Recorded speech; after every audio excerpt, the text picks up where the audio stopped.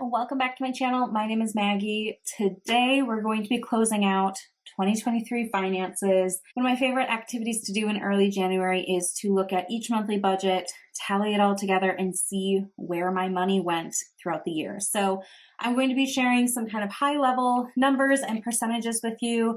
I'm really excited to dive in. So I've got my computer here to the side that I'm going to be referencing for the numbers, but yeah, I figured we could kind of talk through this together. So first we're going to work through the net. So this is like the take home. We'll go through the main categories, and then I thought it would be fun to talk through the top two like subcategories within, or like top two line items per group, whatever you want to call it. I also thought it would be interesting to kind of compare my main categories against my gross income. So this will also include my taxes, insurance, and like my 401k investing that's not typically seen in my net budgets and all that. And at the end, we will go through what I saved in 2023. I'm really excited to add this number up and share it with you. So that is what we're going to be working through, and let's go ahead and begin. So we're going to start with the net. And net is what you actually take home, like what's deposited into your bank account that you can actually use throughout the month, if that makes sense. So my net income was $74,472.83 this year. So the most of it came from my salary, of course, but I do also earn income in a variety of different ways. So some of this is from like earned interest in my high yield savings account. Some of this is from cash back from my credit cards. Some of this is like tax refunds. I also make a small amount from YouTube. So there's a variety of ways that I earn my income, but that is what I had to actually work with throughout this year. So the first section in my budgets, if you've been following along and know kind of my budgeting system, the first one is expenses, which I use purple to color coordinate. So for expenses, I spent $40,002.39, which this comes out to being 53.71% of that total income. So this includes all of my bills. It includes groceries, gas, personal spending, like all of my monthly expenses I lump into one category. So my top two in the expense section was my mortgage, which was 16.35%. And then my spending, which was 15.25%. And spending is for eating out, it's for buying clothes, going to any sort of events, tickets to different entertainment things, like all personal spending I lump into one category.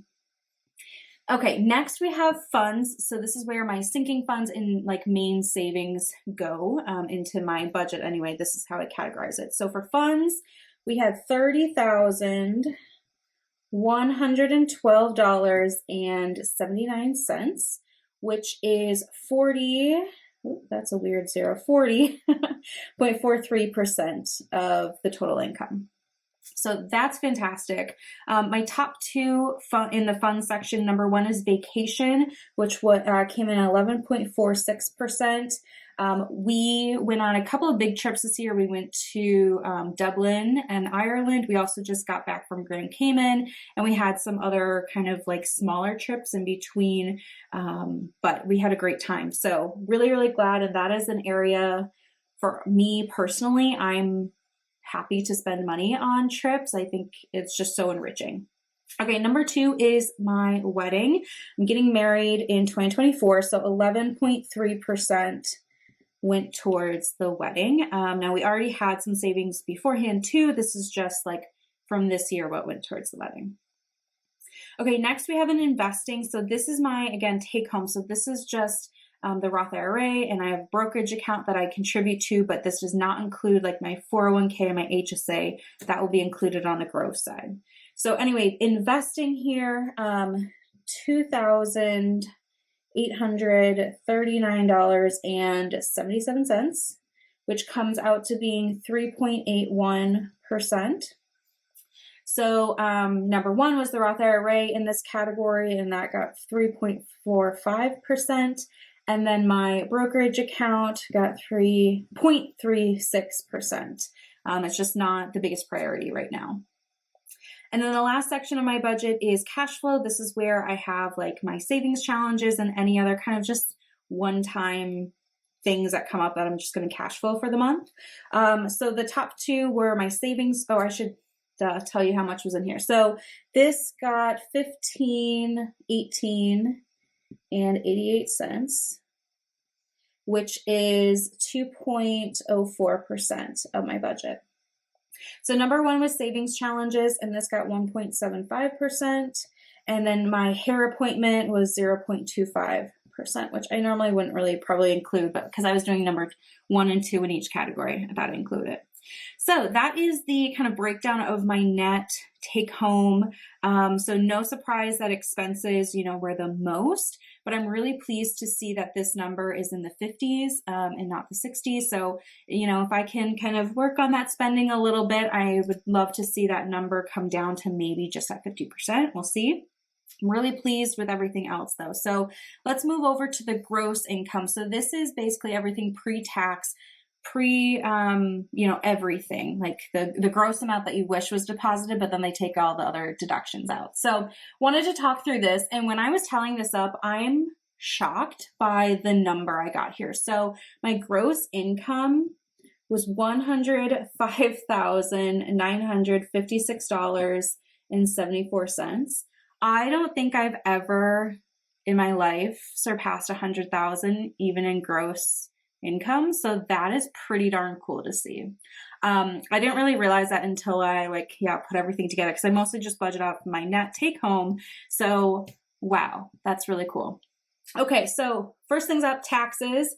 So I do have taxes taken out of my paycheck. So I have federal, state, and then the FICA, the Social Security and Medicare, whatever. And I will still owe taxes, but whatever. So let's see here. This was $19,239.02 and 18.16%.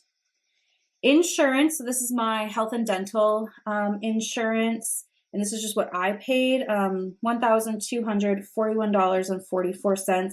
My employer covers 90% of the monthly cost, so this is 10% that I pay throughout the year, which when you look at that and then you multiply it out, that's kind of crazy how much that costs. It's bananas, but I'm really grateful that I have insurance, and all things considered, this isn't that bad of a cost. Anyway, this is 1.17%. Okay, investing. So this includes the investing we talked about over here, but it also includes my 401k and my HSA, my health savings account. So all of that plus the post-tax brokerage stuff that I was doing is $13,842.22. Which comes out to 13.06%. So that's pretty cool. I'm pleased with that. And then we have expenses. So this is the same number as over here, the 40,000. But the percentage when we look at the gross income is 37.75%. And then funds, same number from over here. I'm just going to copy that down. And then the percentage here is 28.42%. And the same cash flow number as well, which is 1.43%. So that is that. Pretty interesting. I like seeing both ways. So that is kind of how 2023 went for me. I think this will be interesting, over time. 2024, we're getting married, my fiance and I, so we're definitely going to have changes, and I don't know what all that looks like yet. It's going to be a year of just patience and trial and error and discovery, and I got to learn some things. So anyway, this is really cool to see. Now let's come down here to what I saved in 2023. So I wanted to kind of break this out a little bit, and so let's talk through it. So first over here, I have in orange, these are investing things. So I've got my 401k, and I do break this down further. So I have both a traditional pre-tax 401k and I have a Roth 401k, which is post-tax money. my employer offers both, and I like both, so I contribute to both. So for traditional, I contributed $3,370.22.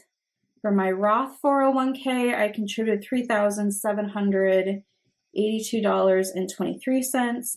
And then I do get a match from my employer. So this is basically what they're contributing into my 401k, which was $2,107.37. So for my 401k this year, that totaled $9,259.82. I'm really pleased with that. I can't wait to increase that in the future, but right now our focus is on the wedding and making sure that we pay for that and don't go into any debt or anything like that. Neither my fiance and I have debt except for our mortgages. So we want to keep it that way, and that's where we're funneling money. So I'm still pleased that I was able to put, over $9,000 into my 401k. And then we have my Roth IRA, which I put $2,572.24 into. This is split between the 2022 and 2023 tax years. But yeah, that's that. And then my HSA, I did max it out. So I put in $2,850 and my employer puts in $1,000, which is really, really nice. The maximum I can put in is $3,850. So because they put $1,000 in, I only had to put in $2,850, which is great. So yeah, that's that section. Coming over here for the wedding. I gotta scroll on my computer. Hold on. Okay, so for new savings, because it's kind of weird thing to talk about, but both my fiance and I had savings before that we're using for the wedding. We've both been saving, and then we've also gotten a gift or two. So I'm going to talk about from my perspective. This is just my kind of contribution and all of that. So I'm not including the savings I previously had because I counted that as savings in previous years. So I'm just starting like January 1 through December 31st. So for new savings, I put $34,1695. And if you've been following along, this is seen in my future savings and all of that. It was future and then it transitioned into wedding because we got engaged. And then I did receive a $5,000 gift from a family member to help with the wedding, which is very fantastic. And I was debating if I include this here or not, but I am going to include it because I got a check for $5,000 and I have honored saving it. I mean, I guess technically I could have spent it, but I have in fact saved it and all of that. So for wedding, this is $8,416.95. And then we have savings challenges. So in 2023, I really got into savings challenges. I love them. I do see how they can be kind of addictive and how it can kind of snowball. So I think it's important when I do saving challenges anyway, that they each have a purpose and I'm not just doing them to do them.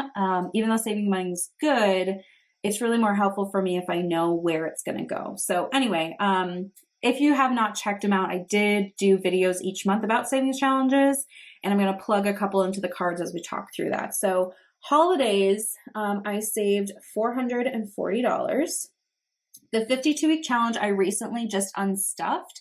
So I will link that video here. And if you don't want to know how much is in there, pause this video, go watch that one, and then you could come back. But I did save $825 from the 52-week challenge, and I did mine a little bit differently.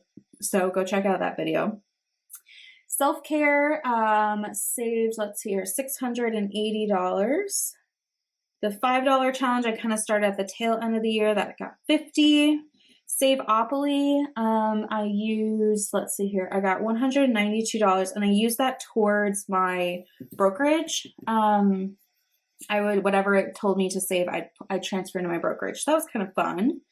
Buffer, I saved $27, and then I decided I didn't really need that anymore.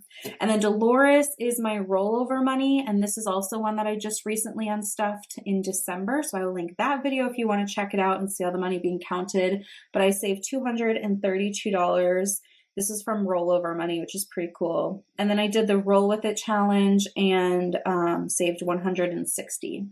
So between all of these savings challenges, this was $2,606, which, wow, I didn't realize how much that added up. So my total, let's make it big here. Actually, we can put some color on it. Okay, so for my total, I saved $22,855.01. I love that 1 cent. Wow. So obviously some of this is going to be, spent and all of that, like the savings challenges, things get spent, but I'm so happy with this number and really, really glad that I've been able to make such progress in my personal financial journey. I had a car loan and credit card debt, and I was able to pay that off, and I saved a fully funded emergency fund, and I've been increasing my retirement, and now I'm going to be cash flowing a wedding, which is crazy. So I'm just so pleased to see these numbers, and closing out the year feels really, really good, and it makes me want to achieve more in 2024. So I'm excited to see what I can do in the new year. But if you haven't gone through and pulled your annual numbers, if you have all the data to do it, do it. I think it's a worthwhile exercise. It's so interesting, and yeah, I'm very pleased with this. So thank you so much for watching, and I will see you in my next video. Take care.